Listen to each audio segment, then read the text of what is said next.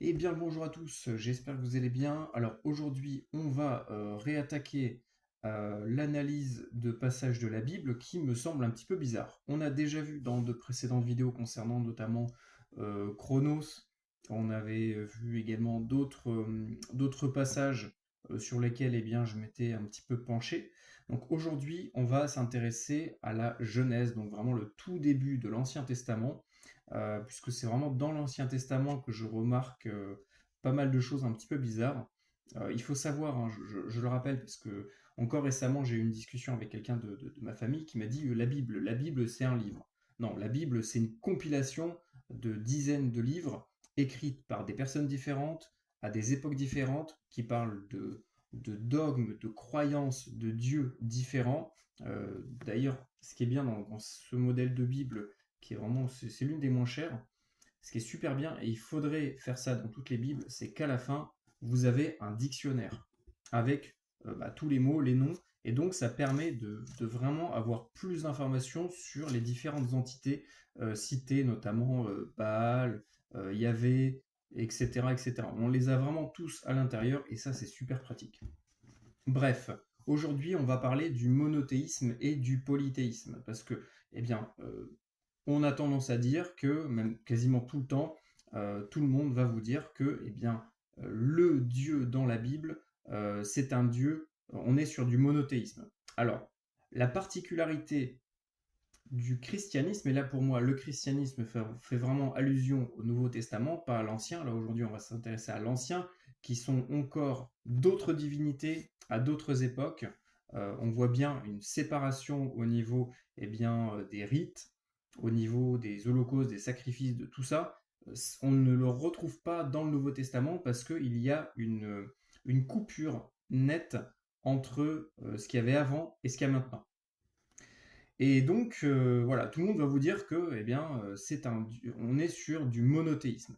Mais il y a un petit détail sur lequel j'ai tilté il y a quelques mois, et pourtant c'est sous nos yeux, et malheureusement, bah, personne n'en parle. En tout cas, moi, j'ai jamais vu quelqu'un en parler sur Internet. Donc, bah, l'idée d'aujourd'hui, c'est tout simplement de vous en parler. D'après moi, dans l'Ancien Testament, selon les livres dans lesquels on va être, hein, mais généralement, on va être sur du polythéisme. Alors, il y a d'autres comptes YouTube qui justement ont décortiqué un petit peu tout ça, qui étaient vraiment Yahvé, etc., etc. On a les différentes identités, enfin, on arrive plus ou moins à savoir qui était à l'origine de ces noms, de ces dieux, peut-être de ces personnes qui ont été divinisées. Et donc aujourd'hui, je vais vous parler d'un passage vraiment très court qui fait allusion au polythéisme et qui d'après moi, n'a rien à faire là. Et pourtant, personne n'en parle. Donc on est dans la Genèse 3, tac tac tac, c'est 3, je crois que c'est 20 ou 22. Bon, je vais commencer à Genèse 3, 20, et puis normalement on va tomber sur le passage en question. Donc je vous refais pas l'histoire, hein, Adam et Ève qui croquent la pomme interdite de la connaissance, etc., etc. Dieu qui les surprend et qui les engueule en mode ouais, bah, t'as croqué dans la pomme, tu vas souffrir, ça va être la misère pour toi. Bref, voilà, je vous refais pas l'histoire, hein, vous la connaissez tous. Donc Genèse 3.20, Adam donna à sa femme le nom d'Ève, car elle était la mère de tous les vivants, l'Éternel Dieu. Donc là, ça fait allusion pour moi aux, premiers, aux premières croyances un peu, on va dire, primordiales, voire même la croyance primordiale, par où tout a commencé, et qu'on retrouve partout dans toutes les civilisations, à quasiment toutes les époques, c'est la femme, la matrice de tout, en fait. Donc, Adam et sa donc, je me suis perdu, car elle était la mère de tous les vivants. L'Éternel Dieu fit à Adam, à sa femme, des habits de peau, et il les revêtit. L'Éternel Dieu dit, voici l'homme est devenu comme l'un de nous. Voilà, c'est ce passage que je voulais vous citer. L'Éternel Dieu dit, voici l'homme, donc l'humanité, qui est devenu comme l'un de nous pour la connaissance du bien et du mal, qui est devenu comme l'un de nous. Donc lui, l'Éternel Dieu parle, et l'un de nous. Donc il fait référence à d'autres dieux, puisqu'il parle de nous. dans le sens, on est une sorte d'assemblée de Dieu, et l'humain veut se faire comme nous, donc veut se faire Dieu, veut arriver à une élévation telle que l'âme est immortelle et elle se divinise. Donc là, c'est bizarre parce que bah, on est censé être sur un Dieu monothéiste, et pourtant, il dit bien est devenu comme l'un de nous. L'un de nous, qui? C'est qui? Nous. Vraiment, je comprends pas. Donc justement, bah, ma question, c'est est-ce que vous avez plus d'informations par rapport à ça? Il faudrait peut-être regarder les textes, les premiers textes en grec, peut-être revenir aussi à des textes en hébreu pour essayer de vraiment voir si ça n'a pas été une mauvaise traduction.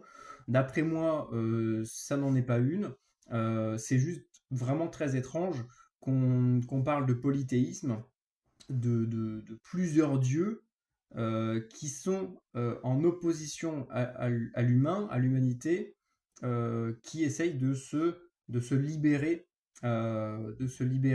par la connaissance. Alors encore une fois, ça peut être d'après moi un piège. On y reviendra, c'est un sujet sur lequel je potasse depuis un bon moment, parce que je suis un peu entre deux trucs. C'est-à-dire que d'un côté, je vous avais déjà un peu expliqué, j'avais déjà fait une vidéo sur la pomme de la connaissance et d'après moi ce que ça symbolise et ce que ça induit comme conséquence, comme résultat d'avoir cherché la connaissance à tout prix. C'est ce qu'on voit encore aujourd'hui avec le scientisme, etc. C'est que on veut tellement avoir accès à la connaissance qu'on finit par dégénérer et faire n'importe quoi et se prendre nous-mêmes pour des dieux. Je pense que ça fait un peu référence à ça. C'est un autre sujet, mais voilà, je voulais vraiment vous mettre l'accent sur ce passage. Est devenu comme l'un de nous. Qui c'est nous? Donc il y a plusieurs dieux. Donc qui sont-ils? Et puis voilà, déjà, je pense qu'avec ça, on pourra un petit peu avancer par rapport à la compréhension de la base de la base, parce qu'en fait, bah, tout repose sur la Genèse quand même, hein. Donc voilà, c'était pour vous faire part de ce petit passage qui me semble très bizarre et sur lequel j'aimerais bien creuser prochainement. Alors, il y a aussi plein de suppositions, de spéculations. Ce serait peut-être des dieux venus d'ailleurs, etc. Bref, il y a tout un tas de choses diverses et variées, hein, dans le domaine un peu on va dire de la recherche parallèle. Donc, il y a un peu à boire à manger pour tout le monde. Il faut quand même rester le plus possible, on va dire, pas, ouais, rationnel, dans le sens où il faut systématiquement apporter des preuves à ce qu'on va avancer. Mais voilà, je voulais vous parler de ça parce que bah, c'est un passage que les gens lisent, mais personne ne s'est jamais arrêté sur ce moment. L'homme est devenu comme l'un de nous. Comment ça, l'un de nous? C'est pourquoi il y a plein de dieux, mais pourtant on est sur du monothéisme. Et d'ailleurs, c'est bizarre parce que, après ça, c'est parce que c'est aussi une vision monothéiste, en mode, dès qu'on regarde un peu plus loin dans l'Ancien Testament, on voit qu'il y avait un dieu jaloux. J'avais déjà fait un petit peu l'analyse de un peu du profiling au niveau de son caractère. On voit que c'est un dieu jaloux qui ne veut pas d'autres dieux. Donc, ça veut dire quoi? Ça veut dire que les autres dieux n'existent pas vraiment, c'est juste des, des, euh, des faux dieux. Est-ce que ce sont des vrais dieux, mais il y a une sorte de jalousie qui fait qu'il veut nous attirer uniquement vers lui? Et il faut savoir également que, je voulais vraiment finir là-dessus, c'est un truc que j'ai compris récemment, c'est qu'il y a toujours une bataille en fait. Là, je sais que dans les commentaires, ça va être un peu le bordel, parce que certains vont nous dire oui, mais c'est normal, c'est du polythéisme. D'autres vont dire non, non, non, non, non, non, non, on est sur du monothéisme pur. En fait, ce que j'ai pu comprendre très récemment, là, c'était il y a quelques jours, c'est qu'en fait, le christianisme, en fait, ce qui découle un peu de tout ça, c'est un monothéiste polythéiste. Je sais pas comment le dire, c'est un peu des deux en fait, puisqu'on a deux divinités en une. Le Père éternel et son Fils, qui est incarné on va dire, de chair et de sang sur Terre, qui le représente. Il faut passer par lui, mais en même temps, il est lui. Donc en fait, c'est un peu des deux, quoi. Voilà, donc je voulais finir là-dessus parce que bah, voilà, je sais que c'est tout le temps le bordel à ce niveau-là. Pour moi et pour pas mal de personnes, on est sur quelque chose qui est du monothéiste polythéiste. Mais là, c'est encore une autre question. C'est encore un autre sujet. Voilà. J'espère que ça vous a plu. Je vous dis à très bientôt. Et bah, d'ici là, bah, n'hésitez pas à mettre un petit commentaire et à me soutenir. Salut!